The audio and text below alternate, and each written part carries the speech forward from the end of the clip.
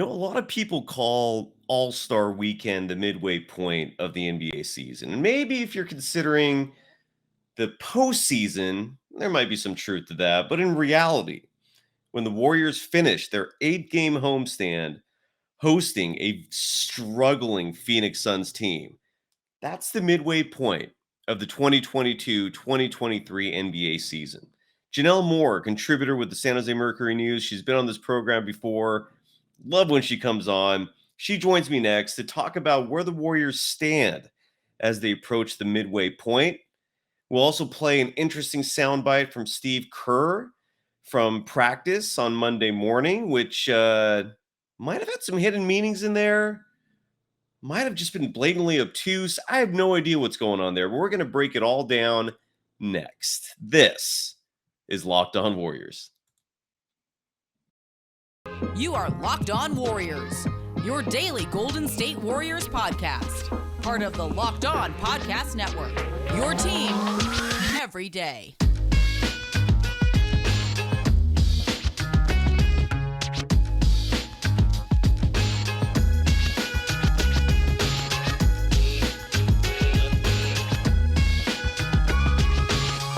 Thank you for making Locked On Warriors your first listen every day. We're free and available wherever you get podcasts. You can follow my next guest, Jannelle Moore, on Twitter at Jannelle Moore 12. Did I get that right? And it's just Janelle 12. Oh, I'm so sorry. Thank you for correcting me. At Jannelle 12, and that's Jannelle with 2 N's, contributor for the San Jose Mercury News, among a lot of publications.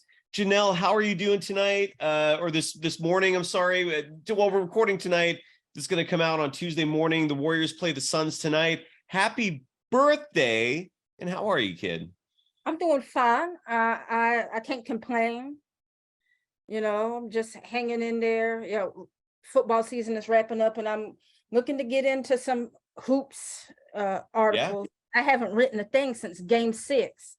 So I'm itching to get back into my element. There you go. It's good to branch out, but you got to keep the main thing. Well, I hope the San Jose Mercury News gives you a green light because I love your content, and hopefully we get some more of that soon. I guess first things first, the Warriors play the Suns tonight. The first 2 times these 2 teams played, it did not go in the Warriors' favor. They got their asses kicked in Phoenix. Now they got a game in San Francisco at Chase Center. Circumstances are night and day from what they were in those first 2 games, at least for the Phoenix, especially for the Phoenix Suns. I mean, they look like a title contending team early in the season. You look at the standings now, the Warriors lose 2 straight, and yet despite that, they leapfrog the Suns in the standings, which is just incredible. It just goes to show how much of a free fall the Suns are going through. This game marks game number 41 for the season, officially the midway point. Everyone loves referring to the All-Star game as the midway. That's more like 2/3. This is the midway point. In your opinion, Jannelle, how are the Warriors doing at the midway point? What is your, I guess, if you're giving out a report card, what kind of report card would you give out for the Golden State Warriors with the midway point of the season now here? Considering their circumstances, trying to mesh the 2 timelines and overcoming that and the weird road record, I would teeter between like a B- and a C. I'm saying B- because I'm grading on a curve here, because the Western Conference is a mosaic of mid. There is no separation from anyone in the conference. Well said. And right now, this is the time where the Warriors need to go on a run. We're getting Steph back. I heard he was like probable for tonight. Yeah, just to clarify that, he was originally listed as probable. Yeah. And then I saw another report that said he was listed as questionable. It's one or the other. That's a mess I prefer not to explain tonight. Yeah, but I'm not surprised by that because they're still down a lot of bodies and there's a lot of wear and tear on everyone. So it kind of expediting him and trying to get him back. I know originally he was supposed to make his return against San Antonio, but that's a weird thing. I don't know. Like no one ever actually said for certain the San Antonio game. I think Bob Myers kind of alluded to it as a possibility, but it was certain there was never really any game particularly set in stone. And then today, a source told a bunch of the beat reporters that he was listed as probable. And then I guess the team released an updated status on Steph as questionable, whatever. He might play. You're absolutely right. He might play. But proceed. I'm sorry. So you're giving them a B- a C+. Why the grade? Elaborate, please. Again, but given that the Western Conference is as jumbled as it is, and they're staying right around 500 without Steph for most of this stretch, that is commendable. However, there was some games that they should have won that they had no business losing, and most of them were on the road. And with this road record, it's odd. I mean, it is a thing, but it's not a thing at the same time. I say that because they are playing the same way that they're playing at home. Same shots, same defense, same everything. But for whatever reason, there's a mental block on the road. And like I said, a lot of it is the fact that, you still have these younger players and, younger players, and maybe you could say that about anybody, younger players and vets, that a lot of role players play better at home. Yeah, you're absolutely right. And just to add to that, like the veterans could probably, I guess, handle it better than the younger players. That's all I got as far as their road issues go, because they're playing exactly the same way. It's a mental block that they have going on, and that's something that they have to overcome.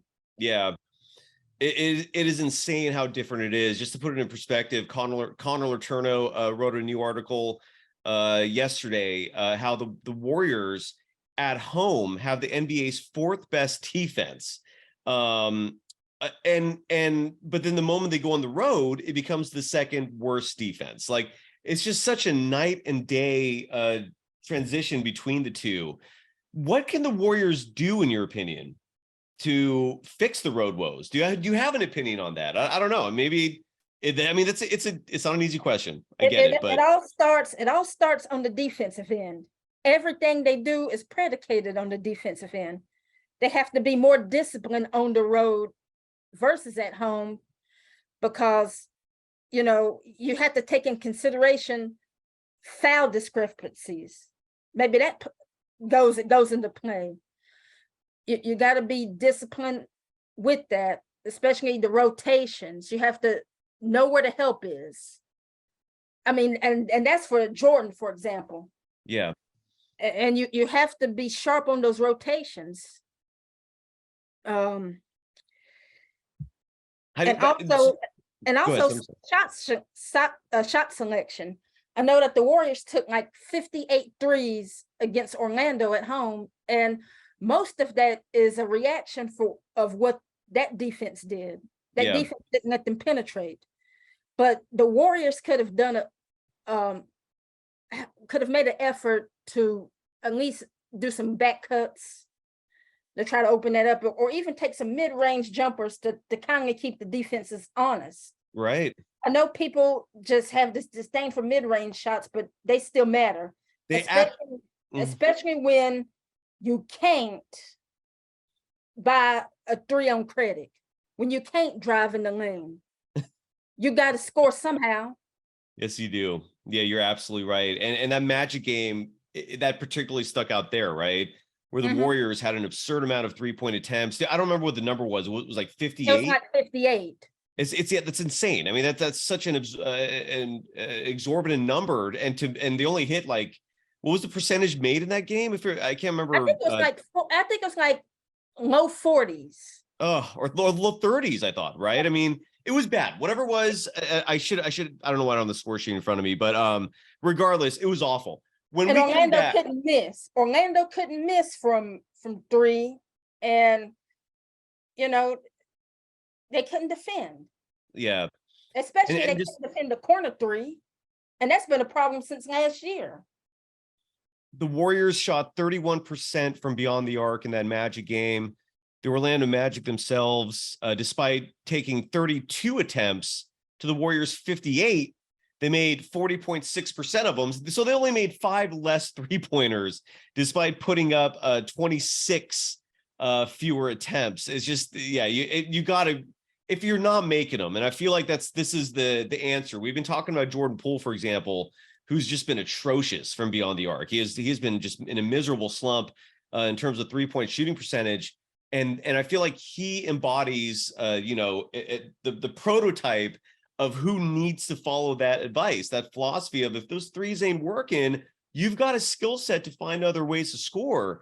Take advantage of that. When we come back, I want to propose to you, and it's not a proposal, but it was kind of like a revelation that hit me Saturday night in terms of why the Warriors defense is awful. And I'm going to present a couple stats to you as well. And Janelle, I'd love to get your response to that, and let me know if you think I'm crazy, if you think there's some validity, something to this. First, got to give some love, though, to Prize Picks, longtime sponsor of this program now, one of my favorite online gaming apps, websites, whatever you want to call it. It is so much fun. Janelle, are you familiar with Prize Picks, by the way? Nah, that's above my pay grade. I don't dabble into that, and plus you can't even do that in North Carolina. Oh wow, well there you go. Well, here in California, you can. It's incredibly legal, even though pretty much everything else is not legal. You can play Prize Picks here. It's not considered gambling, and it is a ton of fun. And the premise, again, you're picking 2 to 6 players, and it's all about over-unders. Like, how many points are they going to score? Is it over under 27, for example? You can bet on like rebounds, assists, the combination of things. And from that point on, believe me, you are vested in that game where your players and their stat lines are going to affect how you perform playing Prize Picks. Download the Prize Picks app or go to prizepicks.com to sign up and play daily fantasy sports. First-time users can receive a 100% instant deposit match up to $100 with the promo code Locked On. If you deposit $100, Prize Picks will give you $100. And if you don't have $100, you only got $25, $50, Prize Picks will still match. All you have to do is enter the promo code Locked On and sign up for an instant deposit match of up to $100. You can follow Jannelle Moore on Twitter at Janelle12. That's Janelle with 2 N's. So one stat I wanted to throw out here is that the Golden State Warriors, and this I think represents really one of the huge reasons why the Warriors struggle so much on the road versus playing well at home. When the Warriors are playing at Chase Center, opponents make only 30.5% of their three-point attempts. That's number 1 in the NBA. So what that means is that teams, when they're playing in San Francisco, they're not making their outside shots. They're struggling, and that's leading to the Golden State Warriors having, sadly, now the second best home record in the NBA following that Magic loss.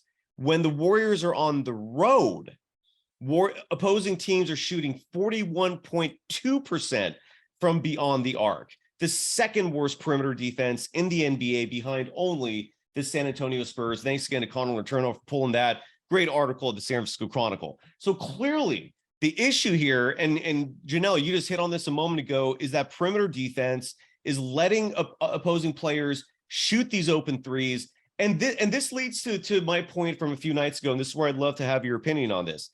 The NBA, we're seeing something crazy this year in the NBA in terms of scoring, right? I think there's 6 players, maybe 7, who are averaging 30 or more points per game. Team offenses as a whole, collectively, they're hitting record numbers. Defenses are posting some of the worst numbers in turn as a result of that. The point is, scoring is at an insane clip right now, record-setting clips. And what that shows me is that a lot of NBA players have figured out the modern offensive system, which is being incredibly efficient as a three-point shooter, in addition to having a multivariate skill set. But the three-point shot is vital. Almost everyone who plays the game now can hit the three. When the Warriors play defense, what I'm seeing a lot of still is a failure to adapt to the fact that every other team out there now is realized Our focus is shooting threes. The Magic game is an anomaly that doesn't count in this argument because the Magic outscored the Warriors in the paint 52-26, but they still were hitting their threes. But outside of the Magic game, this is especially on the road, I'm seeing the Warriors basically daring other players to shoot three-pointers, especially those who shoot it at a lower percentage, as opposed to letting them get by them for easier two-point baskets. That's a strategy that I don't think you can play anymore in the NBA when it comes to playing defense. I think as a defender, you have to first and foremost make sure that three-point shot is contested. You don't leave any gaps between yourself and the shooter. And I'm seeing some of the Warriors' best defenders do this. I'm seeing Draymond Green do this, Andrew Wiggins do this. And these are players that, again, are the best defenders, but they're sticking to these old habits of daring certain shooters to shoot threes. And I'm seeing them getting burned time and time again because of this. And that leads to whether or not you think I'm onto something here or not. I don't know. Your thoughts on the Warriors' perimeter defense? I think you are onto something. And I think this is it's a league-wide issue in general. You know, defense is at an all-time low, not only with the Warriors, but with everyone else in the NBA, because the rules are more favorable to the offense. So for the aesthetics and to sell more tickets. But, you know, at the end of the day, you still got to stop somebody. And with the rule changes throughout the years, we don't really know what defense is anymore. Yeah. We had to get right back to the middle. You know, back in the day, in the 90s, 80s, early 2000s, you know, it was the hand check and it was this, that, and the other. And now, you know, there's more, you know, more rules generated towards the offense. And that's to another extreme. We have to go back right back to the middle. Yeah. And I think for the Warriors, they're just going to have to be more aggressive in terms of defending perimeter More shooters. Careful aggression. Yeah. And the reason why they're snacking off a little bit on the road as far as defending is because that whistle is different on the road. Yeah, that's a whole other story. Those whistles are pure evil when it comes to the Warriors. And that is the elephant in the room drinking Lobos tequila.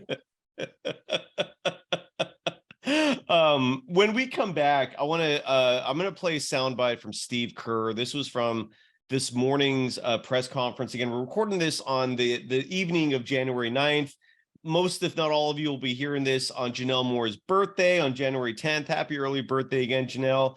We're going to play a sound clip from Steve Kerr this morning following practice, where he talked about being concerned for his bigs.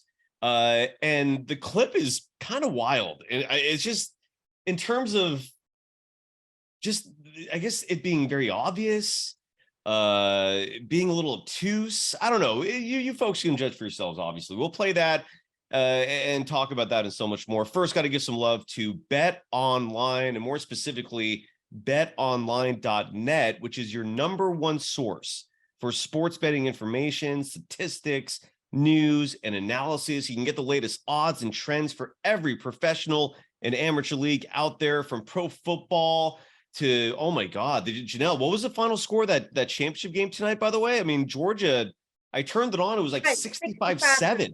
What was it? 65-7. That was Georgia. The final score? Mike, did you watch any of that? Were you able to? I mean, that's no. Ridiculous. I don't even. That was an absolute. That's not even a game. That's like watching paint dry. Dude, that's exactly great call. So, but I'm sure a lot of you who bet Georgia are celebrating tonight, and hopefully the folks over at betonline.net had the forethought to be aware that Georgia was probably going to slaughter that TCU team. And folks, this weekend is the NFL playoffs. Jannelle, while I have you, I mean, look, you've covered the Carolina Panthers extensively for a number of years. I know the Panthers aren't in the playoffs, but they did trade Christian McCaffrey to the 49ers, and what a successful trade that was. Since we're a Bay Area show, we cover the Warriors. Let's talk Niners for a second here. In your opinion, how are things looking for the Niners? To me, I see the NFC Championship just virtually guaranteed. Beyond that, I don't know, but I'm loving what I'm seeing so far. Your thoughts on the Niners? I love what I'm seeing so far from them too. It looks like, the NFC, the road to the championship goes through the Bay. The defense is on point. You got CMC being utilized properly. Debo coming back, or is he back? He's back. Yeah, he came back and played in the Cardinals game. Yeah. Yeah, I see I don't see anybody that can see the Niners. Look like they're going to win the NFC. That's my pick to win the NFC. There you go. I love it, Janelle, and I'm sure every Niner fan loves it as well. And again, if you want to bet on that action, it all starts this weekend, wild card weekend. You can bet on NBA games, whatever you want. Just get all the info you need at betonline.net. Head to the website today or use your mobile device to learn more. Bet Online, it's where the game starts. And again, you can follow Jannelle Moore on Twitter at Jannelle12. That's Jannelle with 2 N's, Jannelle 12. And you can follow me, Cyrus Saatsaz, on Twitter at DogSurfRoadshow. All right, I want to play this sound clip again. This is Steve Kerr. He was asked. I don't know for sure who asked it. It sounded like Monty Pool. But basically, hold on, let me get the actual screen queued up here so the viewers don't see anything they shouldn't see or they don't want to see. All right, so this is Steve Kerr talking about his front court wear and tear. I consider this very fascinating. Hear for yourself. I'm concerned about Draymond and Looney right now. Just they've been playing such heavy minutes with the number of bigs who have been out over the last few weeks between JaMychal and James and now JK. So those guys have been playing heavy minutes, and it's that time of year anyway that's difficult, after the new year, before the All-Star break, raining every day. It's the guys who've been playing heavy minutes absolutely need a break, but you got to do what you got to do, and I'm really proud of them, of that whole group, but of Looney and Draymond in particular, just given the circumstances. What they've done for us the last couple of weeks, keeping us afloat, has been really impressive. But yes, it'd be nice to get them a little rest.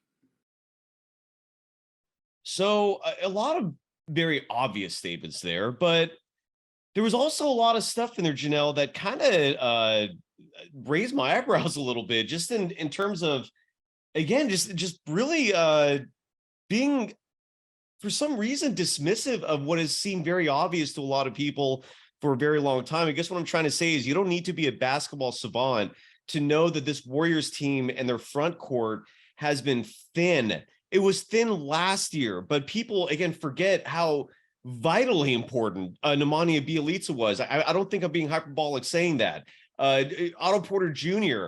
Oftentimes played the 4 and was a crucial front court player for the team last year. I almost feel like the team had more confidence in Jonathan Kuminga last year. Although we're seeing him more and more now. He's dealing with the foot sprain lately. Hopefully he'll be back soon. But look, JaMychal Green, there's been a lot of games of the season where he's DNP'd. He's gotten really limited minutes because Steve Kerr hasn't had faith in him. Same with Jonathan Kuminga, certainly same with James Wiseman. It's not like these injuries are a new thing. He's been relying on Draymond Green and Kevon Looney the whole year for extended minutes. And this has been I guess the reason why I sound maybe a little passionate here is because I feel like I'm beating a dead horse over and over saying this, that you should not be playing these two guys heavy minutes in the regular season, given you need them fresh for the postseason. Draymond Green has a herniated disc in his lower spine, and yet you're going out there playing these guys 35 minutes a night. You're maintaining Kevon Looney's Iron Man streak, which I love him for. But if you're telling me there's wear and tear going on, I guess I don't know. I'm just kind of blown away by that statement. The rain thing was super random. Yes, it's raining a lot here in the Bay Area. I don't know how that affects the Warriors. That was really weird. My point is, That's just the gall of saying that was a little much for me. Like, this has been such an obvious thing for a long time. What are your thoughts on that? Am I being way overboard, being passionate about this? Because I don't know. I am. I don't think I you so. I agree. are being way overboard. And it just goes to show you, it reiterates that the Warriors need to make a move. They need to make a move at the deadline. I don't care if it's a buyout. I don't care if it's a trade. A trade is probably not going to happen because that's not how Myers roll. But, Right. His statements, I mean, it is obvious. And he knows the score. Kerr knows why Draymond and why Looney have been playing so many minutes, because they had no choice but to. Right. I'm wondering who is Kerr really talking to. You know what I mean? Well, that's what I'm asking. That's why you're here, Janelle. Elaborate on that, please. Who is he really talking to? He knows. Everybody else knows. Yeah. But does the front office know? Do they really know? This is where is this another way of Kerr saying, get me some damn help? Very possible.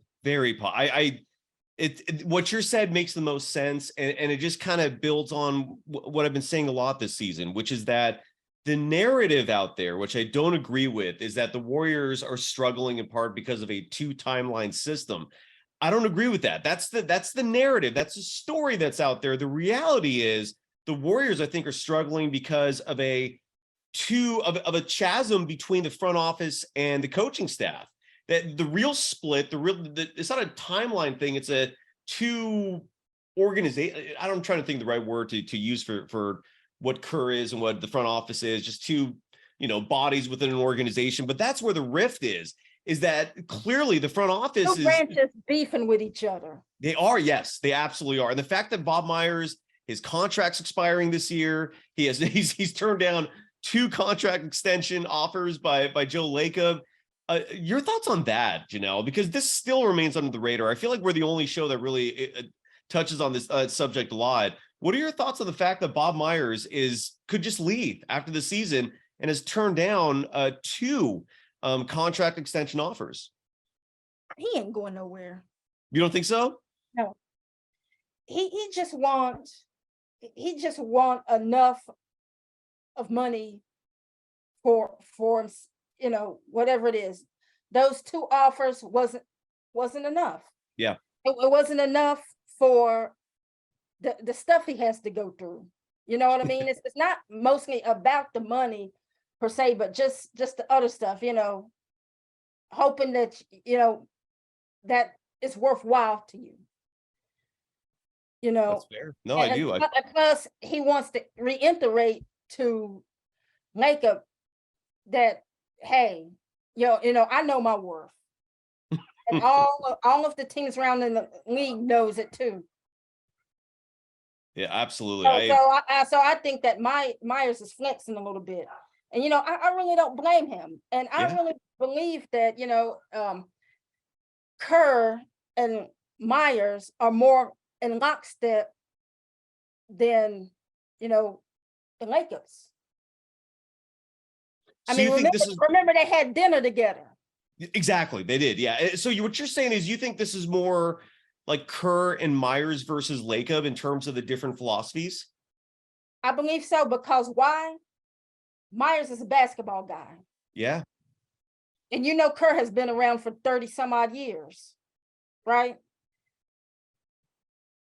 That's what I'm saying. They're basketball guys. They know. So in your opinion, they know.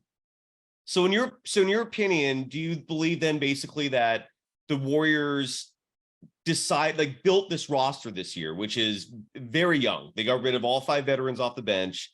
So based on with the roster construction, the plan in theory should have been play the lottery picks, but then we're seeing way more minutes given to the 2-way guys. We're seeing the veterans playing way more minutes than I think a lot of people feel they should, myself included. So you're basically saying then that Joe Lacob is just trying to take control. Do you think, are you of the camp that you think that his son's going to be the GM? someday sooner than later? That's way, way down the line. Okay. That's way, way down the line. But I really believe that, you know, you can't really successfully merge two timelines. You know, I still believe you have to pick at least one or two of these younger players to fully invest in. You can't do it all. So if you're the Warriors, let's leave on this note, Janelle. Let's say hypothetically you're in control. What do you do with this roster? It sounds like you agree with the premise of adding one more player, but maybe not. I don't know. I don't want to put words in your mouth. I do agree with the premise of adding one more player, one more vet to solidify some depth, and that is either at the wing spot. I would preferably do it at the wing spot, or maybe a big. Any names that come to mind, or have you not gone that far down the road of? I haven't gone that far down the road yet because I don't know who else is, really out there. Right. I know that Boogie is trying to make a comeback, and I think the Lakers are giving him a fair one in terms of a tryout. Yeah, that's fair. But as far as the buyout market, which is the lane that Myers will probably go down, I have no idea. I really don't. I'm curious to see who falls down that pipe. What do you think the Warriors should do with the two-way guys?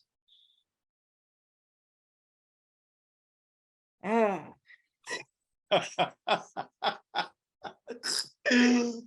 love it. But they filled a need, and now I don't know. They need to keep one or keep neither. I don't care. I hear you. And then we'll end on this. Do you like the young players and how they're doing in year 2, Wiseman in year 3? Your thoughts on Kuminga, Moody, and Wiseman? Some people think some of them should be traded. Just give me your final thoughts on those 3, and also anything else you want to bring up before we go. Kuminga, I think, has really made a step. He has really been soaking up the game from Draymond, from Andre, and he's really engaged in the defensive end. What he needs now is a solid jumper, either inside the paint or maybe a little bit outside, maybe a midi that he could hit consistently to keep the defenses honest. If you don't get that, they're going to treat him like Draymond and sag off of him. You got to be able to make defenses pay. Right. What about Moody? There's been a lot of debate on the show lately about Moody. I think he needs more minutes. I don't know. I think he needs more minutes too. And I don't know why he's out of the lineup. I mean, his mistakes haven't been just on par as everyone else's mistakes. Exactly. And mistakes are part of the process of progression. These young players are going to make mistakes. Yep. They are responsible for not making the same mistakes over and over and over again. Yep. And what about James Wiseman? What are your thoughts on him as we wrap it up? I think Wiseman, his stint in the G League was needed, and I think he still need to go back to really refine some things. And you got to realize that bigs take more time to develop than guards. So, he's making some progress, but I don't know if that's enough.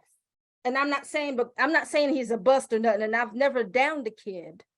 But and I've been patient, but you still owe it to the core to win now. Absolutely right. Absolutely right. And this guy needs to develop, and I don't know if Golden State can really do that properly. Well, it's going to be exciting to find out. And I will say this: I did like what I saw from Wiseman in that Grizzlies game. That was encouraging. He looked like he belonged, and that was a big game. So I'll take some hope from that. But Janelle, happy birthday. I hope it's fun. I know you said you have to work, but I hope you still find some fun in there. Any plans? You do anything fun for your birthday? Any dinners? I'm going to write this piece about why the Panthers need to hire Wilkes and watch the Suns game. All right. And just, I guess, do some self-care. I mean, you know, I'm into that now. So Are you a Hunter S. Thompson type journalist, or one of these old school stereotypical journalists who has a bottle of scotch as they're writing? Get some ice in that glass there, get the muse rolling, and the wheels are spinning, and at least have a party with yourself for your birthday. I'm not encouraging that, but I know a lot of people that roll that way. And you know, I just, you know, I'm not, I wouldn't call myself an old school journalist. I just know that I go get it and come home with it. Keep getting it. That's all I know. I love it. Keep getting it. Come home with it. and more often than not, I come home with it. And I genuinely love your writing. It's been way too long since we've seen your work in the San Jose Mercury News, and if anyone from that publication is watching or listening, I want some more content from Jannelle Moore. So hopefully, you know, that happens. Until then, again, follow Janelle on Twitter at Janelle12 to stay updated on whatever it is you're working on. As soon as you get a new piece going, let me know. We'll get you back on to promote it and discuss it. Substack's always an option too, Janelle. You know? I was thinking about that, and I've been thinking a lot about pivoting. I mean, yeah, a wise woman said, she said, don't be afraid to aspire to be the boss, because those in charge don't know as much as you do. They just have more experience and time put in. I'm willing to test that theory out. I'm about it. I mean, that is a generalization. I wouldn't say in every case it's like that, but there's definitely truth to it as well. Well, good luck, whatever it is you pursue. Let me know if I could ever help. And again, happy birthday. And for the folks out there, there might be one more show before I go under the knife. And again, Kylan Mills, I think we'll have one show either Thursday or Friday where she's going to host solo. Support her. She's good people, just like Janelle. And thank you, Janelle. Thank you again for coming on. It was an absolute pleasure. Thank you, everyone out there. And we'll be back at this soon. Later. All right. Thank you for having me. Yeah, absolutely.